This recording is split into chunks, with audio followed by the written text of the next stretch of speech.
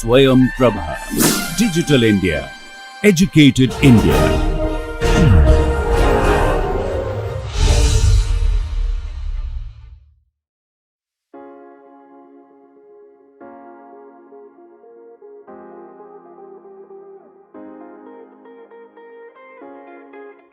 See, we have developed the concept of stress tensor. We started with P by A, then graduated to a stress vector. Then we also said I need to find out what is a stress vector acting on all the possible infinite planes. Then we came up with the concept of stress tensor, and we essentially looked at the various components, sigma xx, sigma yy, sigma zz, tau xy, so on and so forth. Now, we will also have to develop how to check for the equilibrium once we know these quantities. So, we move on from our basic appreciation of what we have done in rigid body mechanics. So, you all know that Newton's law provides the basis for equilibrium equations. And when you say rigid body, why we took in that course was, it was the simplest one to analyze when you want to start any problem solving. So, we have looked at rigid body as system of infinitely many particles with fixed distances between them. No matter what load you apply, there is no deformation. So, we start from equilibrium of a particle. It's all done in your rigid body mechanics. Before we get into deformable solids, it's better to have a re-look at that so that you will have a clarity. So, when you say a particle is in equilibrium, it's simple and straightforward. You say resultant force acting on it should be 0, and when you develop anything in mathematical sense, you will also have to look at whether it is necessary and sufficient. You get the point? It is not necessary that I have a condition. The condition should be both necessary and sufficient. So, for the particle in equilibrium, when you say resultant force is 0, is it necessary or sufficient or both? Tell me, you have all done that. It is both necessary and sufficient for a particle, for a single particle. I am not looking at collection of particles. Fine. Can moment act on a particle? You cannot have moment acting on the particle. So, the condition is both necessary and sufficient for a particle. Now, we graduate to system of particles. When I go to system of particles, you have to write the necessary condition. You will also have to write the sufficient conditions. What are the necessary conditions? Here, it can also support a moment. So, I will have f equal to 0 and m equal to 0.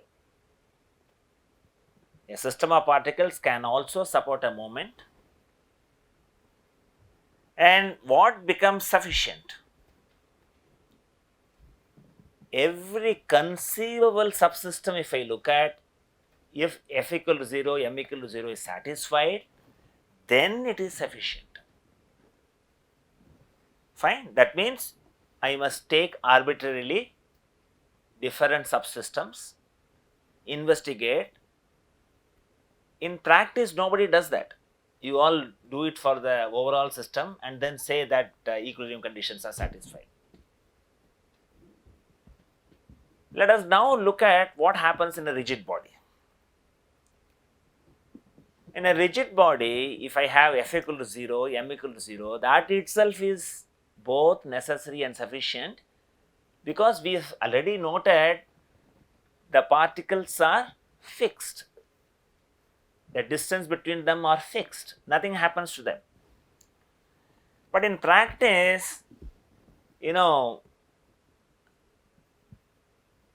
don't have a single rigid body. You will always have a collection of rigid bodies. You can't have a gadget, even a simple cutting plier, if I have two elements connected. And In my previous, if you look at the engineering mechanics, you have this crimping tool, and I also cautioned this acts like a double lever. Don't even for play put your finger in the jaw. Even if you apply a small force, it's a very high magnification. And in YouTube, you will find people rescue the animals in the Western world.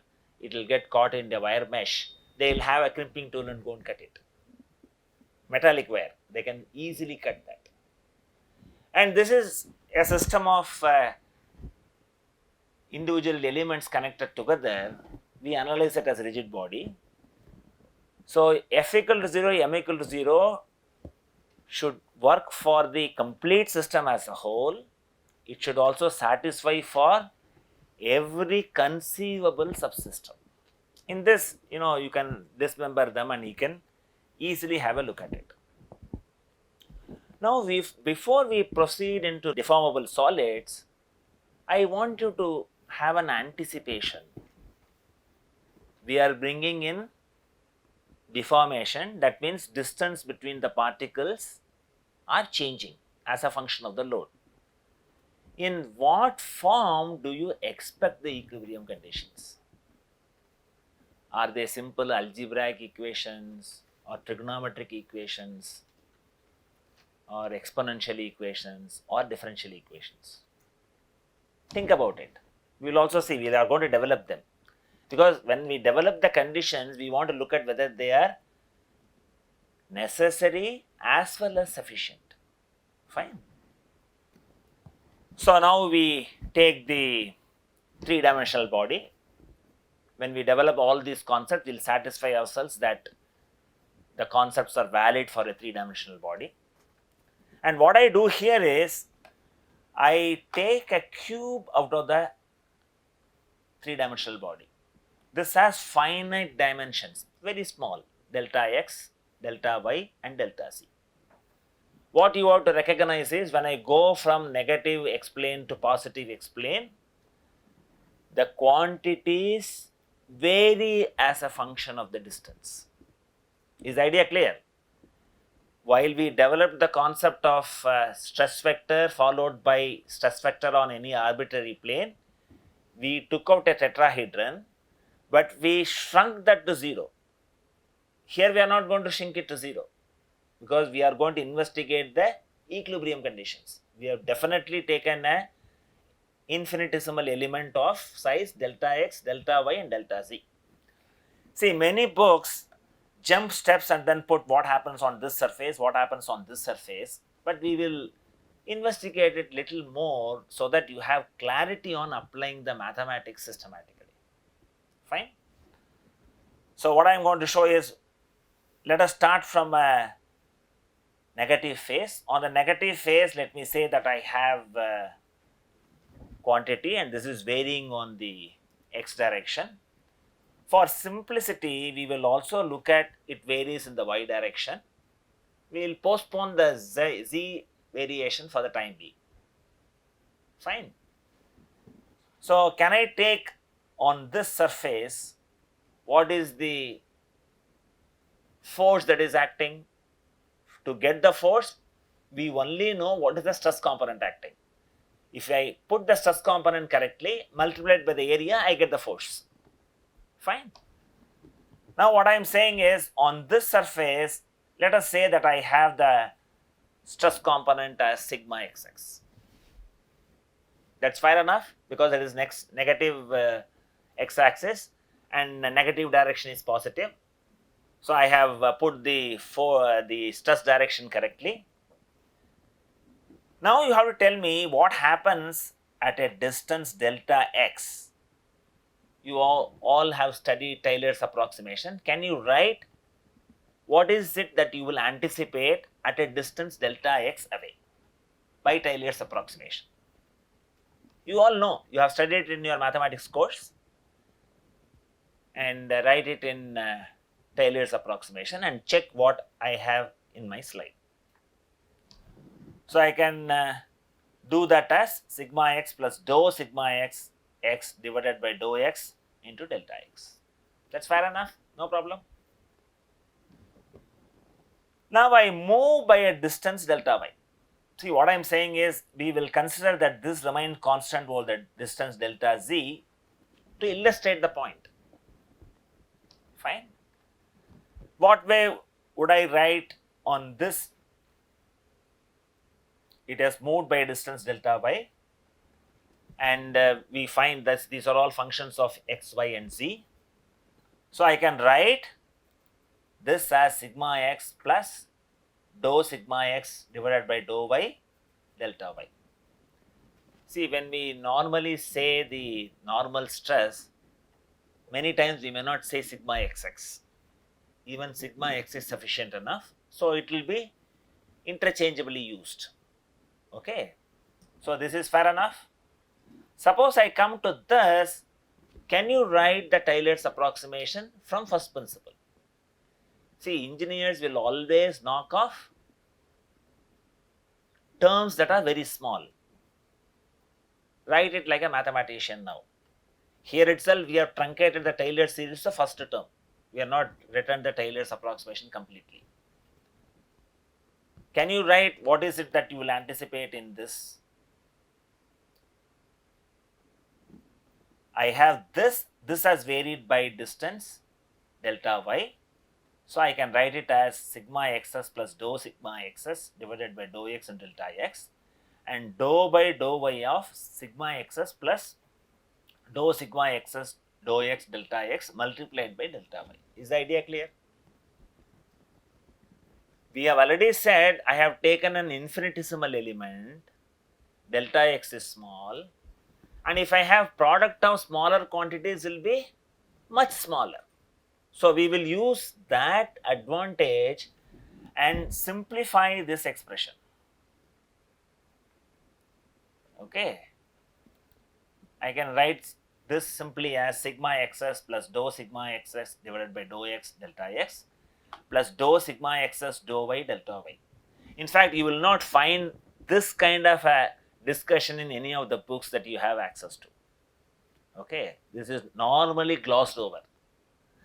Now what I will do is, on this surface, I will replace it by a stress component at the center by taking the average of this. That is an approximation that we can always make. Similarly, I will do this and let us see what we get.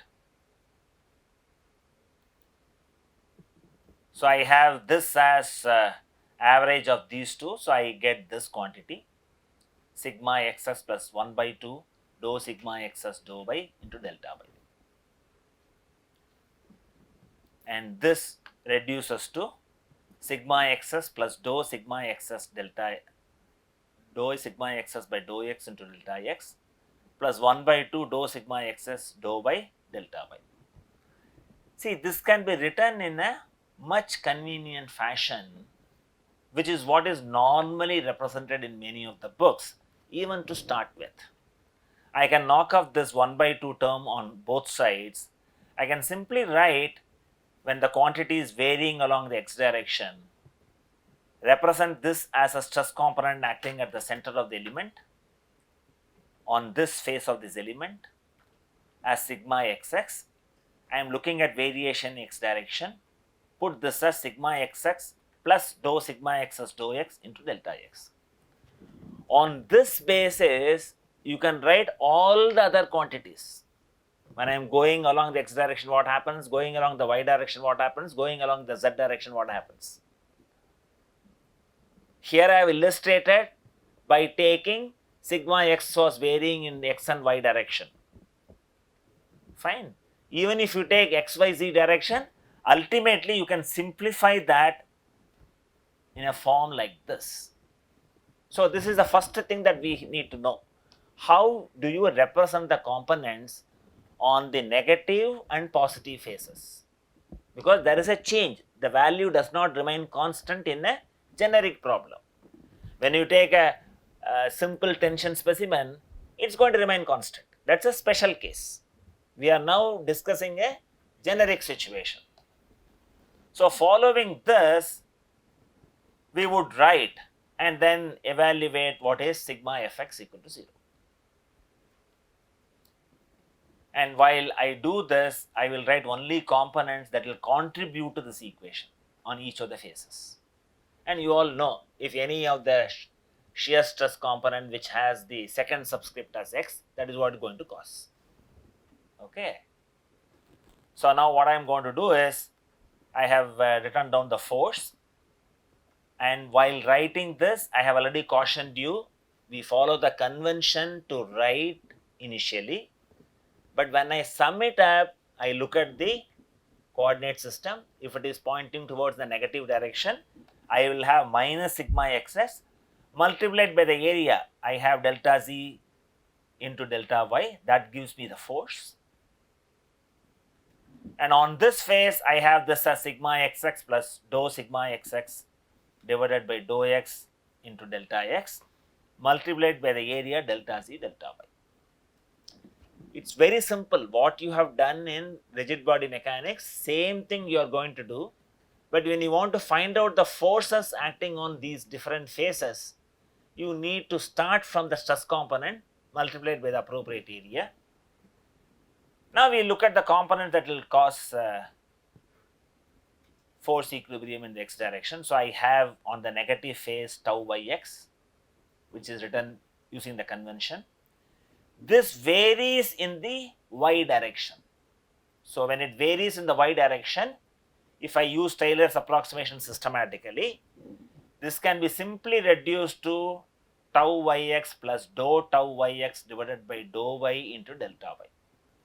If you understand this, rest of this is straightforward, no difficulty at all.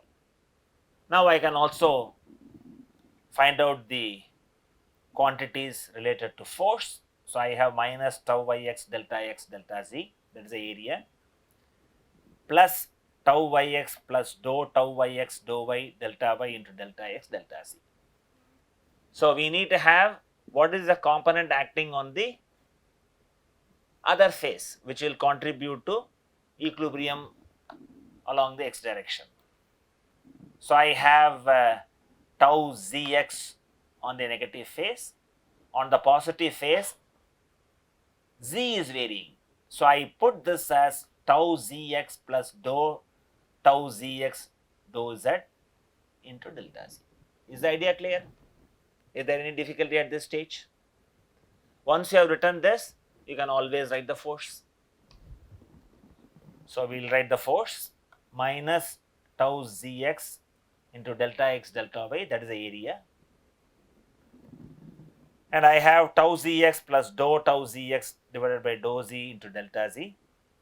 The area is delta x delta y.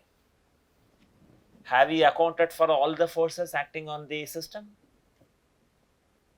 Yes or no? Body force, we have not written it down, because I said initially, in order to make the diagram simple, we will not confuse with more this one. So we have to take care of the body force. Let the body force be written as capital X. This acts on volume element. So I will have to multiply it by the volume, that is delta x delta y delta z equal to 0. Can you simplify this? Can you simplify? Please simplify and verify what I have in my screen. I get a nice equation. In which form? Because I raised, before we start this, what way do you anticipate the equilibrium condition? Because it should be both necessary and sufficient. So I get this as a nice differential equation. Fine? Because I have infinitely many systems possible when I have collection of particles. When I am looking at a deformable solid, the differential equations take care of that. So I get the equilibrium condition along the x direction as dou sigma xx by dou x plus dou tau yx by dou y plus dou tau zx by dou z plus the body force x equal to 0. Now I can repeat the same thing for force equilibrium in the y direction, force equilibrium in the z direction. You can even write it cyclically. Fine. But we will go step by step, at least at a faster pace. Fine. So I want to do sigma Fi equal to 0. So I put what happens on the y plane. So I have sigma Yy and sigma Yy plus dou sigma Yy dou y into delta y. You should understand how we have got this. We have to look at, we are varying on which direction, and write the Taylor approximation comfortably. So I can write the relevant forces for summation that is given in the screen, and we will do it on the other faces. So I have tau xy and tau xy plus dou tau xy dou x into delta x, and here the area becomes delta y into delta z.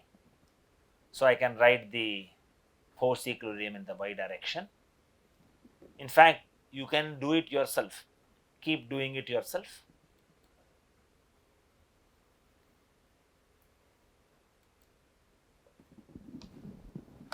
And we'll also have to take the body force. And when I have the body force, I get the final expression in a simplistic form like this. I have this as dou tau xy by dou x plus dou sigma yy by dou y plus dou tau zy by dou z plus the body force y equal to 0.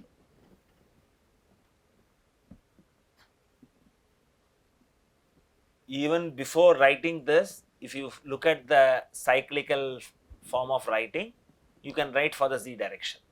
But nevertheless, we will have a look at the forces individually. We will develop what is Fc equal to 0. We start from the z direction, and we have sigma zz on the negative z plane, and I have this as sigma zz plus dou sigma zz by dou z into delta z. I can find out the forces multiplied by the area delta y delta x, and similarly account for the shear stresses acting on the relevant faces. Fine. So I will have tau yz is now taken up. Tau yz, it varies as tau yz plus dou tau yz by dou y into delta y. This you should be able to write from understanding. That is why I am going slow. I am not going in a hurry. But for force summation, you all know, once you write this, force summation is straightforward. There is no difficulty at all. And here the area is delta x into delta z. That's what you have it here. So similarly, I write tau xz on the negative x plane, and tau xz plus dou tau xz divided by dou x into delta x, positive x plane. I can write the relevant forces. And as before, I will also have to account for the body force. Okay, when I put the body force as capital Z and multiplied by the volume of the element delta x delta y delta z, when I simplify, I get this expression as dou tau xz divided by dou x plus dou tau yz divided by dou y dou sigma zz by dou z plus capital Z denoting the body force per unit volume equal to 0. So I can summarize this in a single slide. So I get essentially differential equations governing the force equilibrium. From the discussion that every conceivable system has to be verified, it is implicitly accommodated in a differential equation. So if I satisfy these differential equations, the force equilibrium is both necessary and sufficient. There is nothing more that you need to do. If you solve a problem, if it satisfies the equilibrium conditions, you are happy with it. See, in rigid body mechanics, we have looked at force equilibrium, we have also looked at moment equilibrium. Let us look at what way the moment equilibrium equations are. And here all the components are put, and what we are going to do is you have to take moment about any convenient point. We will take a point which is at the center of the element. We will take a point P. So now what we are going to look at is, we will first find out what is the moment about the z direction.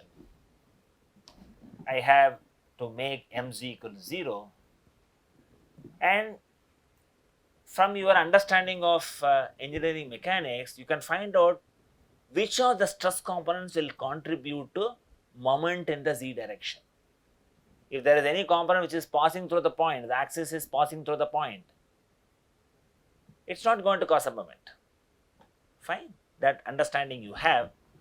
So we will only flicker those components that will contribute a moment in the z direction. You agree with me what components are flashed? I have tau xy, tau yx flashed on the positive and all the axis. Okay, and now you know how to write them on the negative plane and the positive plane. So you have to write the quantities correctly. So I have tau xy, and because it has a finite dimension delta x, you will have tau xy plus dou tau xy by dou x into delta x. This you should never forget, because I am taking a small element with sizes delta x, delta y and delta z. So when I look at the negative plane and the positive plane, the quantities will vary as a function of distance. So on similar lines, I can also write what is tau yx, and this is tau yx plus dou tau yx by dou y into delta y. So you should know where to put dou by dou y, where to put dou by dou x. Okay, so that comes from the appreciation of what we have discussed earlier. So I can write the forces, I can find out the moment. What is the momentum? This is the force. I have the stress component multiplied by the area. What is the momentum for tau xy? It is simply delta x by 2. Fine. And I have the other one as tau xy delta by delta z delta x by 2. So similarly, I write it for the yx components, minus tau yx delta z, and I have this as delta y by 2, and I have this as minus tau yx plus dou tau yx by dou y delta y multiplied by the area, and the momentum is delta y by 2, that goes to 0. Can you simplify this expression? When you simplify this expression, I get a very, very famous result. What we find is, whatever the shear stress acting on this surface, what we call it as tau xy, is identically equal to tau yx. We call this as equality of cross shears. In fact, we use this result while we develop the stress vector on an arbitrary plane. When we wanted to write the Cauchy's formula, we have written it in a matrix notation where this was helpful. The moment you see, if you find out the moment about the z direction gives me tau xy equal to tau yx, you can extrapolate. If I do it for x direction, y direction, I will get all the other shear components. The equality of cross shears will exist. When I reverse the subscripts, they remain identical. So we will go one by one, but at a little faster pace. So I want to write what is sigma mx equal to 0, and I have taken the point at the center. What are the components of the stress that will induce moment in the x direction. We will flash that first. Okay, so I have this. So this is nothing but tau. Can you tell me what is this? Can you tell me what is this? Tau yz. See, that appreciation is important. You don't have to remember. You don't have to remember, but you should understand and interpret the subscripts appropriately. So on the negative plane is tau by z. On the positive plane, okay, I have started from tau zy. No, it doesn't matter. So on the positive plane, it will be dou tau zy plus dou tau zy by dou z into delta z. When I write it for tau yz, I go from tau yz to tau yz plus dou tau yz by dou y into delta y. If you have clarity, writing this is child's play. But if you memorize, you will mess it up. No memory is required. Clear understanding is what is required. Then we again do the evaluation of force, then the momentum, and our job is done. The momentum here is delta y by 2. And I have this as delta y by 2. For tau zy, it reduces to delta z by 2. So I get this, and I also simplify this expression. This gives me tau yz equal to tau zy. So naturally, when I am going to look at what is going to happen in y direction, my equal to 0, if I want to sum up, I will have the identity tau xz equal to tau zx. So I have my equal to 0. So look at the components that are going to cause a moment in the x direction. Y direction, we are looking at the y direction. And you have this as tau xz. I move along the x. So it will be tau xz plus dou tau xz by dou x into delta x. To drive home this understanding, I am going slow and also repeating the expressions. If you understand the concept, you don't have to memorize. So similarly, I write what happens on the negative z plane, tau zx, and the positive z plane, tau zx plus dou tau zx by dou z into delta z. And we can quickly go through this summation. And when I do this, we are going to get the result tau xz equal to tau zx, or tau zx equal to tau xz, whichever way you write it. Fine. And now we will summarize what are the force and moment equilibrium for a deformable solid. So I have the force equilibrium like this. They are differential equations. And the moment equilibrium throws me that there is equality of cross shears exist, and this is a very famous result. Because of this equality of cross shears, my stress tensor becomes symmetric. Okay, a large variety of problems in the engineering domain, stress tensor is symmetric. Only in a very small cases, when I go to plasticity, or when I have the solid in a very strong electric or magnetic fields, you will find the equality of cross shear does not exist. You also have a couple stress vector. Like stress vector we have looked at, we will also have a couple stress vector. You rarely come across, even in your advanced studies, unless you take up special research in those areas where stress tensor is not symmetric, you can comfortably live in the domain of stress tensor being symmetric.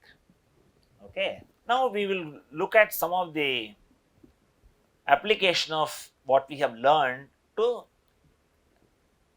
simple problems. Okay, we have looked at three-dimensional one, and again I say that you have a pictorial representation of stress, and when I take this, you have to appreciate this is not a finite square. It's a representing what happens at a point of interest. Its dimensions go to 0. Fine, it's only a representation, it's a pictorial representation, and the tensorial representation is this. Many times, you will have a uniaxial analysis. That's what we have looked at when you have a simple member in tension. We have done a uniaxial stress. Fine. This is a tensorial representation, and I again ask a question, can you guess graphical representation? We'll postpone the discussion to the next class. Fine. And what we want to know is, we also need to know how to transform from one reference axis to another reference axis. You all know how does a vector transform. No difficulty at all. Okay. So I have a coordinate system xy. I have another coordinate system x prime y prime, which is at an angle theta. Suppose I take an arbitrary point on this, I can relate how x prime is related to x and y, and how y prime is related to x and y. Can you write that? This you all know. You have done it umpteen times. So you can write these expressions. X prime is nothing but x cos theta plus y sin theta, and y prime is nothing but minus x sin theta plus y cos theta. I can also write this expression as a matrix notation. I can put this x prime y prime as a vector, and I can put these quantities appropriately as a matrix. So I want to go from xy to x prime y prime, and what I need this here is a matrix. This matrix is known as a rotation matrix. Cos theta, sin theta, minus sin theta, cos theta. And you should know how to write this, not by memory, but by making a sketch like this and quickly finding out where you will put minus. The confusion comes whether it is minus sin theta or plus sin theta. So if you know how to write it, you can easily transform a vector. But transformation of stress components is little involved. I have two subscripts. I have to account for how these subscripts have to be handled. So we will develop this in stages. We will first find out the stress vector. From the stress vector in one reference axis, we will transform the stress vector to another reference axis, and in the process we would have accommodated both the subscripts. Fine. Okay. So the idea is we have the reference axis xy, and I have stress tensor referred to xy axis. We will label that as sigma xs tau xy, sigma yy. Look at here, I have brought in the equality of cross shear. Whichever way I write it, it doesn't matter in this kind of a development. We will also develop transformation law from multiple perspectives. You can do it by many different ways. And what I want is, my demand is, I want to get the stress tensor referred to axis x prime and y prime. What is the meaning of it? I actually want sigma x prime, tau x prime y prime, and sigma y prime. It's not like a vectorial transformation. Fine. So I have to look at what is the x prime plane. On the x prime plane, the normal stress component is sigma x prime. Okay. Let us see how we go about doing it. So I have to find out the stress vector first. I have the plane denoted by the outward normal, and we have developed the Cauchy's formula. If I know the stress vector, if I know the direction cosine of an arbitrary plane, can I find out the stress vector? I can find out the stress vector on plane, x prime. So I'll have the cap as x prime. Okay. So I want to get the stress vector. I have shown the plane for your understanding. I have to get the stress vector Tx prime, which is also denoted here. What is the Cauchy's formula? I have to multiply the stress tensor by the direction cosine. The direction cosine is very clear here, cos theta and sin theta. So I can find out the stress vector components, that is Tx prime x, that's the x component of it, and Tx prime y, simply as stress tensor multiplied by the direction cosines. The direction cosines for this axis is cos theta and sin theta. So I have determined the stress vector on the plane x prime. Is the idea clear? Once I have a vector, I can go back to my vectorial transformation and transform it to the new coordinate system. Fine. That is, we want to get Tx prime x prime. That is what we want to get. So we want to get this. So when I write it in expanded form, I get Tx prime x equal to sigma x as cos theta plus tau xy sin theta. And I get this as Tx prime y equal to tau xy cos theta plus sigma yy sin theta. So I have determined the stress vector on the plane x prime. There is no difficulty. We have just applied the Cauchy's formula which we developed in the previous class. Now I have to transform this to the reference axis x prime y prime. So you should understand what is Tx prime x and what is Tx prime x prime. Is the idea clear? You should understand how we evolve. Now I have a vector given in the reference axis xy. I want to transform this vector to x prime y prime axis. It is a simple vectorial transformation. How is it achieved? You use a rotation matrix. Is the idea clear?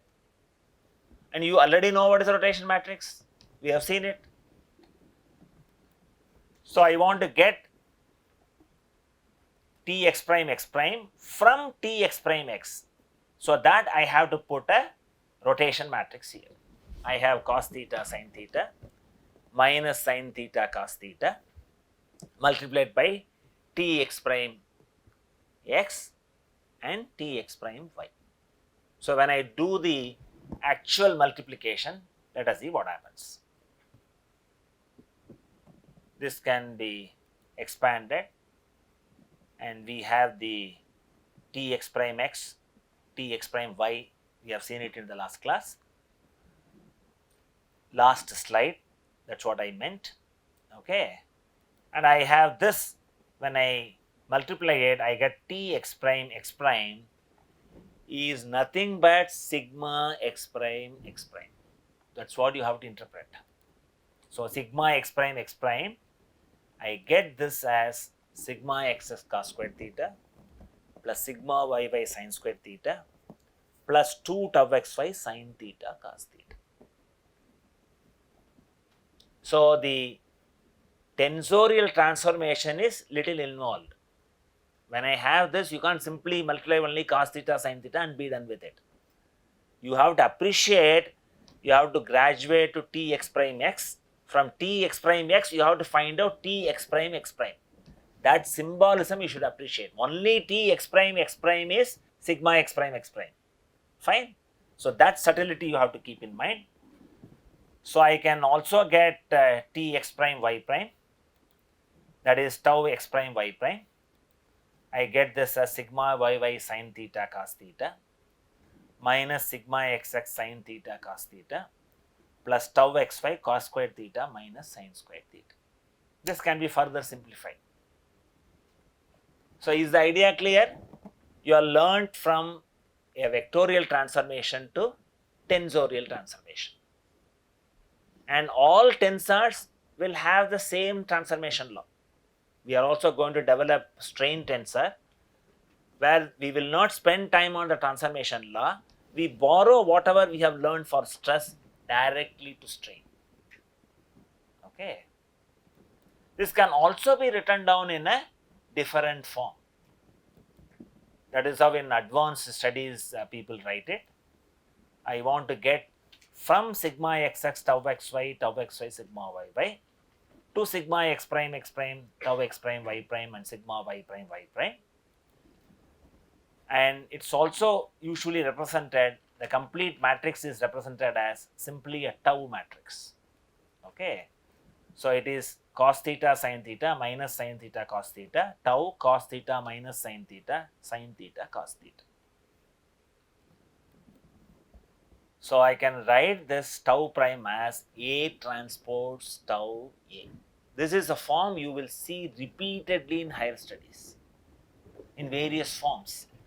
And you know, books do not discuss transformation law in this perspective. Okay, but this is the most convenient way of doing it. And there are also other simpler ways that we'll take it up in the classes to come. So in this lecture, we have looked at, from our understanding of equilibrium conditions for a particle, collection of particles, rigid body, and articulated rigid bodies, to deformable solids. And in the deformable solids, we got the force equilibrium as differential equations. And the moment equilibrium gave a very important result. It said tau xy equal to tau yx. We also said that it is known as equality of cross shears, which we use it repeatedly in our simplifications. This makes the stress tensor symmetric. Then we also learned how to transform a vector from xy coordinates to x prime y prime coordinate system. From that, we also developed how to transform a tensor referred to xy coordinate system to x prime y prime coordinate system. That was arbitrary. So that means once you know the transformation law, for any coordinate system, the same transformation law can be used. Thank you.